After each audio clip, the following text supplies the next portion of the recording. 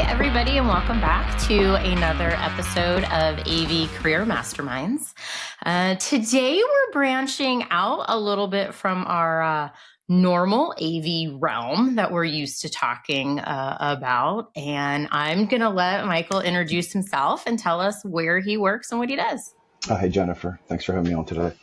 My name is Mike Corkery. I work in the federal court system, so we're the third leg of the administration. You have the, God, I'm butchering this already, judiciary, legislative branch, and the executive branch. So we're small potatoes next to everybody else, but more recently we are diving very quickly into the AV world, specifically with AV-based networking. My headquarters is out of Philadelphia. We have 50 judges, and it kind of corresponds with around 50 courtrooms. So I've been on the job. I'm coming up on 3 years in October. And when I came in, I didn't really know much about the courtrooms themselves, but that kind of quickly became number one priority. There's a lot of legacy, faulty gear, equipment well out of cyclic refresh, just problems galore, and not to mention just many different manufacturers in play that complicated everything. So that's where I do. As the complication is not unique to the courtrooms, it's complications in corporate America and higher ed. It's all across the board. So what's your background? Because I know in you and I talking and getting to know each other, you don't have the typical audiovisual background that a lot of us do. What is your background? Personally, so last 3 years I stepped into a director role, which is just a lead manager over this very larger trial court. The hustle and bustle of the trial court's a little bit different than I was used to. I worked for 2 decades in the Court of Appeals, which very much so handles appellate work, and there's not as much, trials or arbitrations or mediations. Courts kind of a little more infrequent there, and they sit in 3-judge panels. So my technical background is I'm a network engineer by trade. I've been building converged networks since 2006. So when I kind of stepped into this role and realized that the AV industry itself is, it's not sunsetting legacy technology, but it's either going to be harder to acquire or more difficult to maintain. I realized that they're putting everything on the network, which is right up my alley. So I built my first iteration of voice over IP system in 2006, another one in 2009, and then another one in 2011.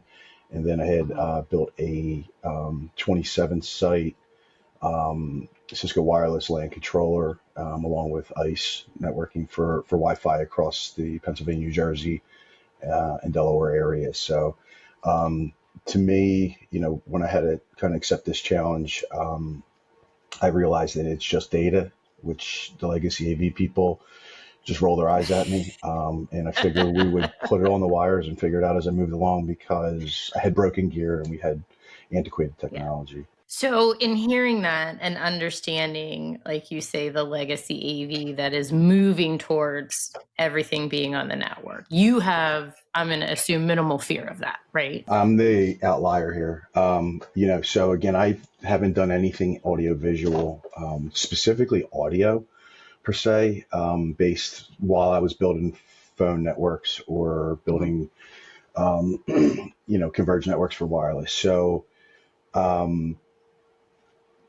that was something where I figured out that when I first went to Infocom, that many of the people were very trepid about all of this side of it. And what I've come to learn over the last 2 years is there's a couple different ways to do it. And the integrators that don't think about your organization or your architecture usually like to come in and kind of air gap you or kind of have you living inside of those 4 walls there. Yeah. And that's all well and good, but based on me having 40 plus courtrooms in Philadelphia, I really wanted to be able to manage every IP node from anywhere in the world per se, right? So, my guys have kind of really stepped up their game with what we're doing as far as building, and I want to kind of get back more into a support model where, we have more telework instead of less. And, light bulbs finally starting to go on that if you can't manage it from home, you have to be here. So, we're starting to hit this tipping point where, we're getting towards 1,500 IP devices in 2 years. And I think when we're kind of done this refresh in Philly, it's around 5,000 we'll end up having. So we're going to start to settle in a little bit here. But to answer your question, yes, I figured that I'd be able to figure out as we move along. I knew enough about multicast. I didn't know much about the audio and did not think that the audio was going to be an issue for us. It ultimately has been once or twice. But no, I am the anomaly on that side as far as what I've seen so far. Well, and that probably brings a lot of knowledge then to your team that's underneath you, right? So just to kind of let everybody listening and watching know, you and I have had very in-depth kind of conversations about your team, their knowledge, what you're doing, what you're able to do. And so being that it is a federal and a governmental job, people stay in their positions for long time. A very long time. I'm going to assume some of those, and across the country, I'm not just saying even with you, I'm saying, across the country in any type of federal, state, or local, that there are lots of employees that are, as like in higher ed, they're tenured and they're there. So trying to get knowledge with them, what's that like? I could speak a little bit about that in two different ways. I think that the job I ended up stepping into was more unique than the traditional, kind of government employee that may have started when they were 18, 19, 20. They're doing 30 plus years, takes you into your mid 50s. Prior management here was a little bit different, and there was a lot of things that the tech group was not allowed to do. So being an AV, specialist here in the past actually really meant that you needed to understand how to operate the system, how to turn it on, how to do a bunch of basic troubleshooting. And then we very much so had a decent budget, and they really leaned on the integrators. So, you'd have integrators coming in from either Utah or down south or wherever. And what I can say here is that there wasn't a whole lot of encouragement to get in lockstep with that and understand how the builds work and how all the parts work. And that's something that we started to work on from day one when I got here. I saw a lot of broken rooms. I saw a lot of broken gear, and I kind of had to change the messaging a little bit that I'm not really concerned about what year it was put in, who put it in, who do you call for support on it, because once it's in our building, it's our gear and it belongs to us, and we need to be able to at least try to get things back up and running outside of a Band-Aid capacity and understand, is this a Band-Aid or is it a long-term fix? That really, really helped us to kind of do an assessment on the age and the problems. And again, it was very much so room to room was different. So I wanted to move into a standardization concept where we can learn as we go. So elsewhere, where if you have somebody that could be in their early 50s and over 30 years, smaller shops per se, you may have had to do a lot more hands-on through your career. So it is a little bit different here, but it's probably a little bit different everywhere, to be honest with you. We do have some people that have been here a while. Actually had a lunch with a manager in a different department the other day. He's been here 38 years, and I'm not to believe he's quite 55 yet. So, what I'm trying to do is not necessarily look at our place of work as, a government career, because I don't know if that's taboo in certain aspects. And what I like to do is actually use it as a springboard for learning and stepping into new projects and learning new technology. So that's kind of how we're rebranding my IT department over the last 3 years. And I've had a series of good hires so far. We're able to go out and get 4 people. I have one of the lead principals from Amazon Web Services first cloud iteration in '09. Wow. I have another senior network engineer from Comcast in Philadelphia who just onboarded with us in February. I had an AV guy who worked on Inside Edition in Manhattan, who drove to New York City from lower South Jersey every day, 14 hours, on the road. And then I just hired another tech that came in like 90 days ago, and we're rebuilding here, and everything is starting to come together. So, I think that we're attracting good people that Mhm. want to learn and actually want to get challenged. And that's what's actually helping us, kind of move quicker than I thought we'd move along. Well, and everything that you're struggling with, and I use that loosely, meaning I'm sure it's across the country. You guys are struggling with this. It's very similar to higher ed, maybe 10 years ago. Higher ed was in that case where the integrators were coming in, they were doing the job, they were recommending what they wanted, and then they left because higher ed potentially didn't have the additional funding to have the service calls. You can't have a class down. Professor teaches the class can't be down. In your case, you can't have a courtroom down. It's not like you're shuffling and able to take everybody from this courtroom. Oh, sorry, we need to move you. You can't do that. So what you're going through is just like what higher ed community has gone through. Now, what I do know that's a little bit different, which I think this is kind of where what also sparked my interest to have you on too, is because you are going to be hiring, and what you're looking for is you don't have a pool of, as we call them in higher ed, student workers. You don't have the ability to pull somebody. So you're potentially going to have a couple positions open. And what are you looking for? Like what's the age? Is there an age range? Is there background knowledge? What are you looking for? Or are you just wanting somebody that wants to learn and is willing to learn? Yeah, I can start with the latter there. Yeah, that definitely is playing a role. And before we end up posting for these roles, I'm going to try to figure out where we want to steer towards a little bit stronger. But as a whole, I do run the entire IT department. So we do other things outside AV as well. Um, Device deployment, application support, whatever the run of the gamut is on the regular tech side. And when I started, there happened to be this very large imaginary fence right down the middle that you either worked on courtroom tech side, which is the AV side, or you worked on the IT side. And, the messaging is starting to click, right? So our new network engineer is very much so working with the courtroom tech guys because he picked up where I left off, bringing in the multicast traffic, managing it, all that type of stuff. I think what we're really going to look for is somebody that can kind of be multifaceted and potentially work across departments so that that fence stays down, that I've already knocked it down. And what I like to do is, we like to get our resumes in, take a look at who looks good on paper, maybe kind of informally reference check them from a distance. And then during the first interview, we really talk about what we perceive the role to be and what it could look like again, maybe in 24, 36 months too, right? Because I know how much work we have ahead of us. It's not, nobody really kind of comes on our team, sits around wondering what's their day to day going to look like. More so they want to know if this is something that I don't necessarily care for, what else is available in a couple of years. And we have more work than people. So if you were coming in exclusively to work on the AV side now, or if you were going to work in IT and do like help desk support or something, we really run you through a network fundamentals class. It doesn't matter who you are.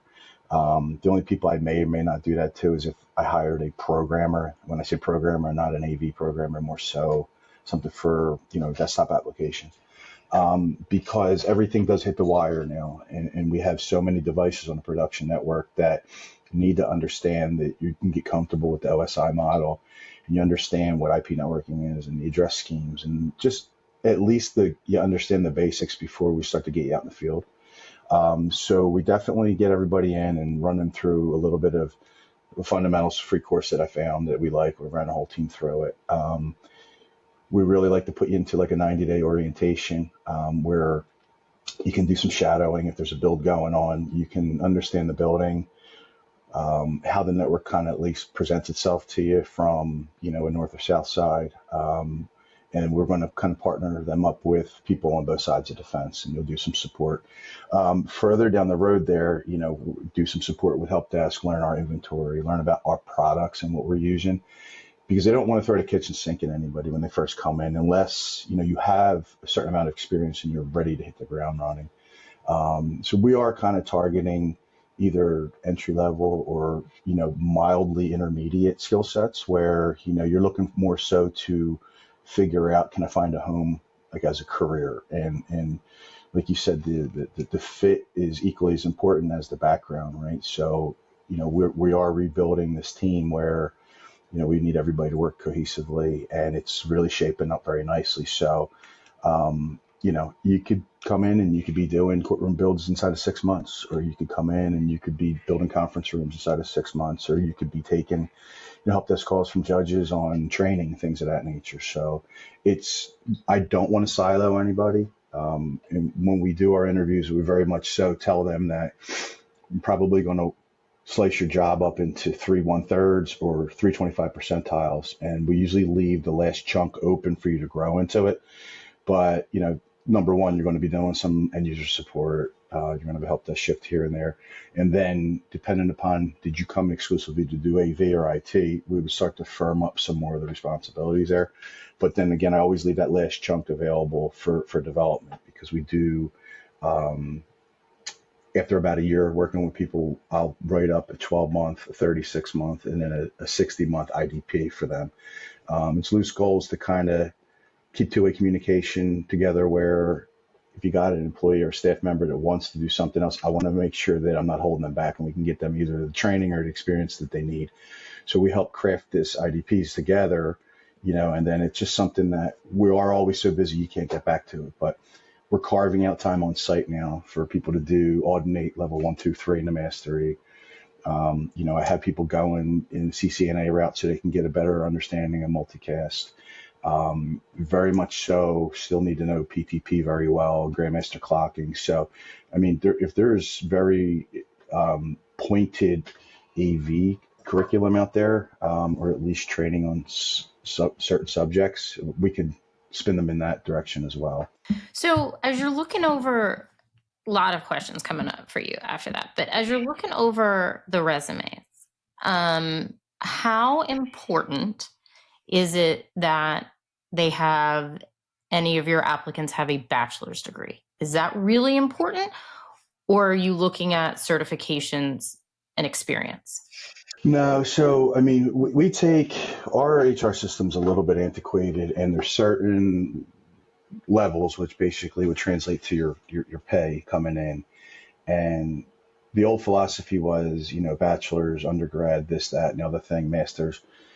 In my world, that doesn't matter to me. And we've been having productive conversations with HR probably for 18 months about this. So I wouldn't turn back around in a week from now and tell them, go reuse something that I used 2 years ago, because we've been having these conversations about making those types of requirements. You either have, there's preferred requirements and there's also like mandatory requirements. I don't want to lose out on anybody or things go into a trash pile if you don't have a bachelor's. I have a degree. Many people have degrees. You don't need a college degree to work in IT or AV. I really like what George and them are doing at Pace. That's a whole different conversation.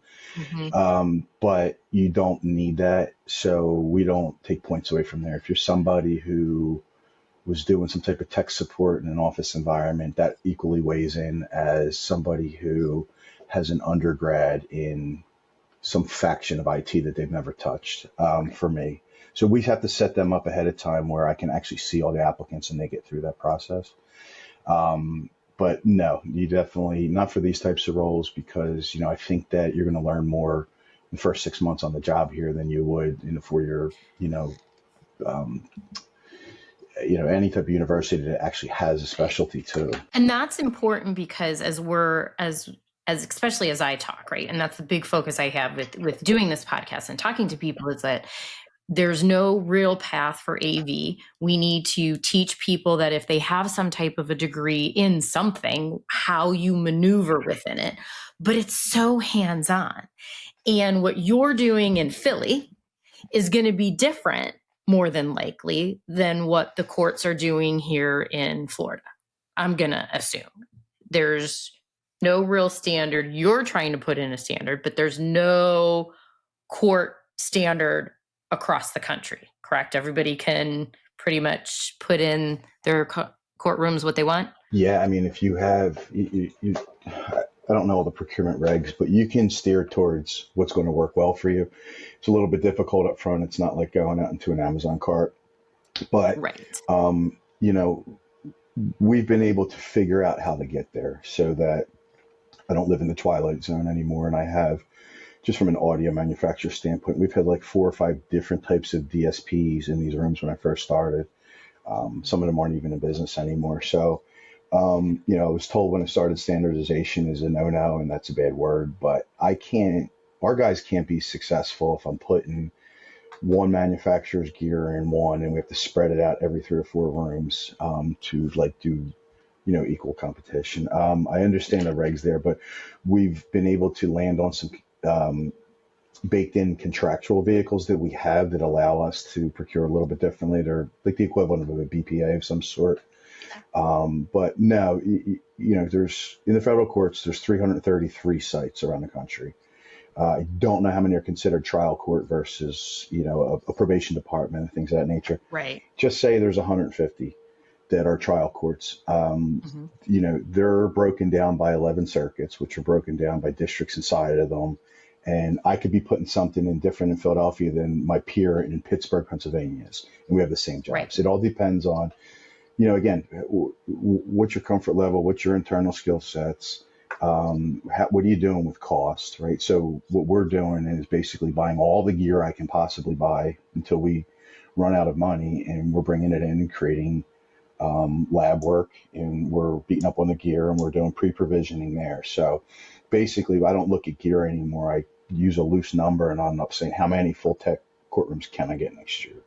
Right. And it's based on what we've been buying the last 2 or 3 years, and I'm watching the price fluctuations too. Now, are you doing, not to interrupt you, but are you doing your own installs, or are you bidding that out? No, we peeled everything out except for programming. So when I started in October of 22, there was 2 procurements on the books from the summer. I'm not going to say what technology they were putting in or what integrators they were using.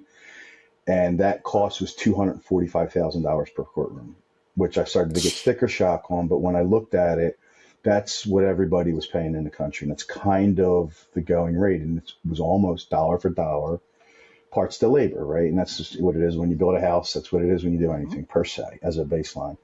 So we started looking at the 5 years worth of IT money prior to that, and it's going like this.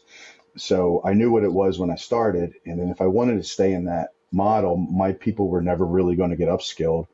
And then I also was really only going to be able to do 2 rooms per year, right? Just to keeping the lights on with the rest of my expenses. And then we did that quick study, and it showed that 21 out of 40 rooms in Philadelphia, I had to present to the judges and say, they're on life support. They're not flaky. They're not faulty.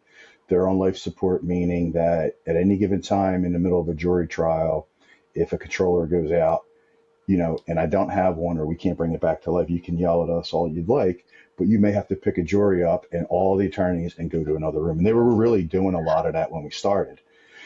So what we were able to do by doing the box sales and building our own is we're taking that 245 number and we cut it directly in half. So right. I'm all in for 119, 120. We have a local programmer here in the Philadelphia area. We want to work exclusively with them. They keep their cost in line with what it works inside of our guidelines. And they know that, if we're doing 4 a year, that they're going to have 4 programming jobs with us a year, and that they've gotten better each one. We're on room number 8 at this point. They don't even have to come on site to do the programming anymore. They're dropping the file. We can get it on. We do a little bit of testing. We call them just to tune it. But yeah, we're doing the builds all of ourselves. And so now let me, then if something would happen, right, in one of the rooms where, judges and attorneys are people, they're an end user, the judge is probably going to know their courtroom better than anybody else's, like you, but somebody else coming in, the different attorneys coming in aren't going to be in the same one all the time. You're going to get user error. So now what happens? What's the response time in getting the courtroom back up and running if there is user error or something happens because you guys are doing it yourself? The old model would have been you have an integrator. The integrator goes back out west. They're 3 hours away. And we're on site. So if there was an issue, we were on site anyway. And the roles and responsibilities in that type of model are we may not know how the rack was put together or what's in the rack. If it's something out in the field, we may be able to fix it. But I've talked to a lot of judges who've been here a long time. Things were not getting fixed quickly or timely, and they had to do a lot of moving. So when we started going down this pathway, I was advised not to because of warranties and, the fact that you don't have somebody that's certified, whether if it's a Vixer or whatever. But when I realized that that doesn't help me after 3,000 miles away, it doesn't matter. So we're willing to ask the judges for leniency, and we kind of selected an order where, up front, we're not going to be getting our heads chewed off for small anomalies. But what that does is it allows us to be intimately familiar with the room, because we go in on like a Thursday or Friday and we rip the old rack out, the 7-foot rack, and then we rip all of the cabling out. And then the following week we'll go in and we'll use the conduit or pull strings, and we're pulling 96 Cat 6 cables from the field back into the rack. So, even from Jump Street, that, and we're starting to color code things differently. If I'm looking at a courtroom right now up here, there's 3 attorney tables. We know that there's 8 drops per table, and we're color coding them coming in. So even back on the rack side, if you see green, it's attorney table 1, 2, 3. So we're making a lot of changes as we go. And it's helping apply a lot of common sense. So to kind of answer your question, it was a risk up front, but it actually becomes a benefit later, Right. because I don't need a named integrator to help me with a warranty, right? And, I get to meet all the fine people like you and all my other friends at Infocom, and I'm probably basically eliminating the middleman in many different areas. So we know what our manufacturer warranties are on our parts. We have spares of everything. And the fact that our 7-foot racks have really came down to, we put everything in a 24-inch rack, and it's like 7 pieces of 1 RU gear. Right. It's modular, and we can grab and go. If I have a codec that blows up, or if I have an assisted listening brain that blows up, or if I have a multi-viewer or a streamer that blows up, what we've incorporated over the last year is rule of thumb is, even on the IT side, if you're troubleshooting something for over 30 minutes and you think you're not going to get out of it, we're grabbing and going. So basically that would mean in the laptop world, if you got a bad entry in your registry, or if your Outlook's corrupt and it's 30 minutes, we're pulling the plug and we're re-imaging it, and we're giving them another one that we have ready. It's the same approach we're taking out in the field. We have extra monitors. And all of our gear is not value engineered at this point. It's very much so handpicked and top of the end, top line. But we're not short on parts. So 30 minutes, grab and go. If court's in session, maybe even go up there with the piece of what you think it might be ahead of time, right? So that's why I just keep buying and buying and buying gear, because we're rolling it out as quickly as, it comes in. Almost per se, but it was something to consider, if I can inherit the risk on the networking side of it, which I was willing to do, somebody tried to convince me not to try to inherit the risk on the warranty for the installs. But again, my experience with integrators, and I don't really want to go there in this call, I'd rather have our 7 guys who put a room together laying under a table staring at something that they all can't figure out together than us being on the phone trying to explain it to somebody further away under warranty what's going on, especially if we build it ourselves. So that's why we're in a hurry up and go mode with building. But even if you're building it yourself and installing it yourself, you're warrantying that install yourself. We're the integrators. I mean, you're the integrator. The only thing we don't do is programming right now. And, I'd love to have a programmer. What we're doing now is that it's more important to have more well-rounded people and, go, because like I said, we found a company that wants to work with us. The price is pretty attractive. So I could be peeling 2 people out of this other side where we have 7 guys on the team and say, you're not doing builds anymore. I want you to focus on programming. And it might not be a good fit. So I don't do that. I play to people's strengths. And I don't have a problem paying for programming, and actually got a good price on it. So it's something we don't worry about right now.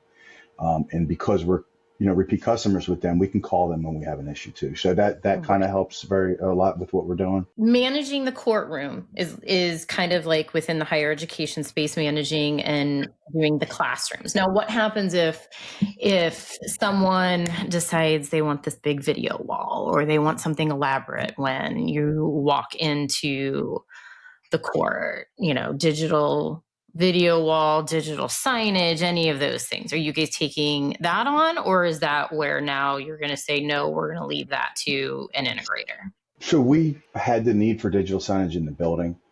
That was another thing we didn't have when I started: court scheduling, wayfinding, things of that nature. I knew it could have been done, internally, but we're just so tied up in a lot of work regulated. I didn't have resources for it. So I did outsource to an integrator last year to do digital signage. And what we ended up doing is we have to massage the files and get them out and actually make them presentable. So that was a good project, but that was something that I wanted to pay for because I didn't want us to dive into it, right? Yes. This type of stuff, we originally didn't think we were going to be able to afford full tech courtrooms. We thought the price was still going to be about 30 to 40% higher, even before just doing the box sales. So we originally presented an A, a B, and a C solution to the judges, and A would be audio only, which we actually use in a lot of like the magistrate courtrooms where you don't need presentation or for arraignments. And then B would be audio with evidence presentation, whether if it was AV over IP or a mixer. And then the video conferencing, we thought because of the cameras and the codec, we thought that it was going to be much more expensive there. So we didn't think we were going to build video conferencing into every room. And when I knocked that price all the way down, I said, we might as well, because then I'll just forget that, which room has it and which room doesn't until you step into it. I'm starting to add some bells and whistles in the courtrooms. We just put a confidence monitor on the floor in the room that we're building right now. So it sits outside the jury box, but that's just another like breakout. It doesn't really change much with the programming. I think I need another additional monitor like out where the gallery sits. So we don't really leave it up to the judges, because what they're getting now is things they didn't think they were going to get anyway. And if they have suggestions, we're up for it, but we're presenting to them that all the technology that we're putting in is going to cover all of the needs of the trial court, not 3/4 of them or not 65%. If there's something that's not working correctly, let us know. And we've already had to go back and change one of the programs for the video conferencing was backwards or something, where when the remote participant came in, the evidence wasn't flipping. So the people in the gallery were having some issues, but they wanted to do a split screen there. So we're making some modifications, but I'm really very much so trying to stay rinse, wash, and repeat. But video walls, things of that nature. We have a lot of digital signage on wheels, so we kind of manage that ourselves with a signage player per se. But trying our best to keep it all in the same ecosystem. Yeah, and that changes, right? Because being able to do that changes your mindset internally, people you're hiring. So back to the hiring process for working in a court. I've already said you're not worried about the bachelor's degree. If they have it, great. If they have experience, amazing. I'm sure background checks come into play, correct? They do. They do. And I don't know and how important that works. is a background check? Because I know that, you don't want to see that person on paper that looks amazing. So what are like the things in someone's potential background that would be we're really sorry we can't hire you? There's been instances where that's actually came up like during a job offer too across other departments, but I don't know how it flags because we don't do them ourselves. They actually get handed off to our neighbors, the probation department, who has access to different types of databases than just doing a regular. If you were renting a house out or something, you could do a background check on somebody. This is a little bit more intrusive. I don't know like how to explain where I think the line is there. If there's something that's maybe 20 years ago, that's misdemeanor or something, it comes back and it can be a local decision. I don't know, like felonies or drug possessions, how that all shakes out. I really don't know it, so I don't want to speak on it. Having said that, though, this is a totally different conversation. There's our court actually runs a reentry program and tries to find placement and kind of like second careers for people coming out of prison. Totally unrelated to Interesting. this. Okay. So, Yeah. in my mind, I think that the hiring itself could be a little more lenient, but I don't have a hand in HR, and that would also Right. still need to jive with like the national policies. I wouldn't put it Yes. this way. I wouldn't deter anybody for getting involved. You see one of our postings, you think it's a good fit for you. I mean, it's what's the worst that could happen, right? I mean, Right. you could Exactly. come in, you could interview, if that's something you're not doing quite often, could get you in a little bit better rhythm if something else pops up. If something show stops you towards the end, I think we just try to figure it out from there. But I don't know the lines there, Jennifer. So I don't know how much further I can go with that. No, that's all right. Well, and it's a question we have to ask, right? Because it's not like you're going into corporate America. We know the things when you walk into higher education, what they check, right? Because and you're around adults, but especially if you're going into K-12, what they check, Yeah, especially for me, when I go into a school working with next level or customers, like I have to be badged and go through different background checks and things. So I know what they're looking for there. So it's just an interesting, right? Because you don't know what's going to happen. And the other thing I noticed when we're talking and what you're looking at as far as pricing and doing it yourself and funding, um, you don't have the funding, I think, that people would assume you have. oh, that's where it gets tricky, right? So you'll hear things on TV about billions and $1 trillion budgets and things of that nature. Um,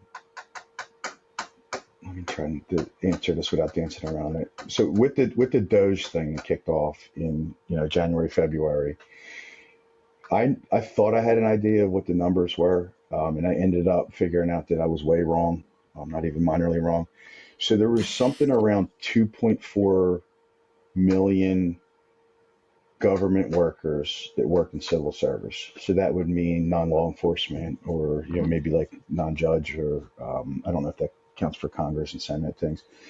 But regardless, across the three agencies, the three branches, legislative, executive, and judiciary, the judiciary had somewhere between 30 and 40,000 employees.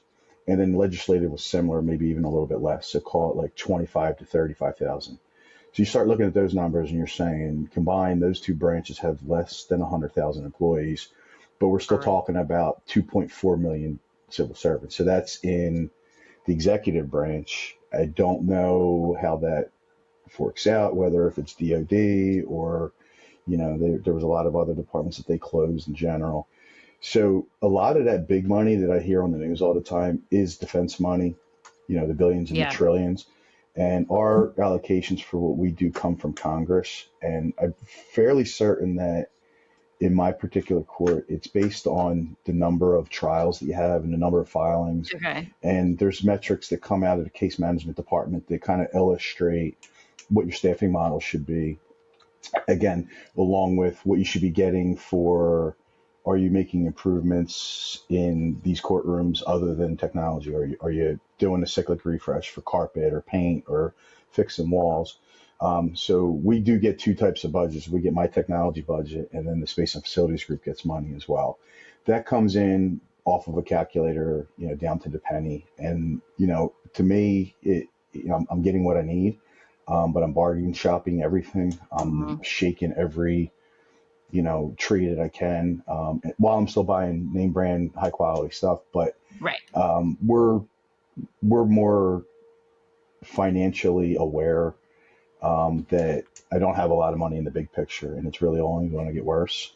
So we're doing what we can. That's why I said keep buying bulk gear, because if I can get it out, in less than 24 months, it's not really going to sit there and collect dust or get antiquated, Right. right? So Right. there could be concerns in the next year or two about, is my money getting ticked down 10% or 12%? So I want to sit around and have projects to work on instead of wondering if I'm going to be able to buy new gear. Mike, I thank you for joining me and talking about this and letting everybody know what's going on with the courts. I think it's an area that not many people are talking about because we just assume. like I said, you have endless pots of money and can do whatever you want and everything's gravy, right? And I don't think many of us have been in a courtroom, knock on wood. So we don't really know unless we're trying to sell to the courts and we know what's going on. I don't know if this will show or not, but this is a quad box up there. So we Yeah. do witness, judge, floor, gallery, and then the video conference comes in on the fourth box. But, that's full AV over IP. It's pulling across 3 or 4 different switches and routers. I'm on the second floor. That's the 17th floor. So, no, we don't have endless money. We just make it work somehow.